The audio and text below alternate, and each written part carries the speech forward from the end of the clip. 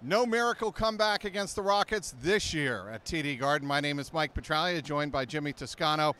Look, when you dig yourself a 28-point hole in the third quarter, not once, but twice, you can't expect a miracle every year. The Celtics showed some energy, albeit without Kyrie Irving for most of that second half, but fell short 115 to 104. Right, and I think the biggest issue is that you can't go down that big to a team with so many weapons on offense, whether it's Harden, Gordon, even Austin Rivers was getting in on the action. I mean, those guys, we know all about them. We know that they're going to chuck threes, and they're going to hit a lot of threes, and that's exactly what they did. I thought in the first half, the Celtics were lethargic on defense. They allowed a lot of points, a lot of open shots, and then in the second half, it was the Harden show. Even though they did make that nice comeback with Kyrie on the bench in the fourth quarter, we saw points in that stretch in that fourth quarter that Harden would make that hard basket or Paul would make that basket and just keep that lead far enough away that the Celtics can't come close enough. Jimmy, the real problem I had in the first half is the Celtics did not look like they were a tough team to play against. Never had I seen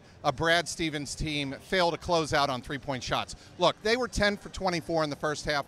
I get it, from beyond the arc. Yeah. But you've got to make it harder, even on a team like the Rockets. Stunning, really. I mean, everybody knows what the Rockets do. I mean, the scouting report is out on them. You know they're going to shoot threes. So you got to play up on them in that situation. I couldn't believe how many open shots they had. Now, they were moving the ball well, and I thought the Celtics were maybe gambling a little bit on defense, and that was allowing the Rockets to find that open man, and they got burned a few times from it.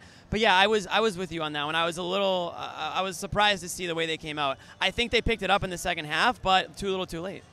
This Garden Report has been brought to you by the great folks at 1-in-100. Go to clnsmedia.com/Celtics raffle for your chance to win in a lottery tickets to the Celtics for the cost of a large beer or a pizza. Again, go to clnsmedia.com/Celtics raffle. This is not the way you want to go into a West Coast road swing, starting with the Golden State Warriors, Sacramento Kings, much improved, and the two LA teams. No, this is tough. But sometimes, and it might sound like a cop-out, but sometimes it's good to get away. You know, you've had some tough games in a row here. Obviously, they won on Friday night, but this puts a bad taste in your mouth. Get away from everything. Get on the flight. Get some team bonding. This trip might be good for them. Maybe they need to all be together in a room for a bit, you know, and to work a few things out. It's not going to be an easy trip. Obviously, the Warriors pose a billion problems. But if they can get a couple good wins out there and build on something heading into the playoffs, that's what everyone is looking for. I want to see the Celtics starting to impose their will defensively. Like you said, maybe you don't win the game, but make these games more like rock fights instead of shootouts. Absolutely. I mean, I think on Friday night you saw it. Their defense was turning into offense. You know, I think a lot of times they get caught up in the score and they try to instantly get back by shooting the ball. You have to play strong defense. You have to create turnovers, get stops, and then get out on the break and score that way. These guys are actually great in transition. They have athletic freaks on the team, Jaylen Brown, Jason Tatum. When those guys get going with a head of steam, they can score. But they have to start. It starts on the defensive end. Are you worried about the way this team overall is playing? I think you absolutely have to be. I don't know anyone who watches this team this year can look and say, you know what, nothing to worry about. I keep hearing how they're going to turn it on and they're going to flip the switch. I'm not even sure there's a switch at this point. I am looking for an extended period of play against good competition where they're playing as a team. They are 38-26.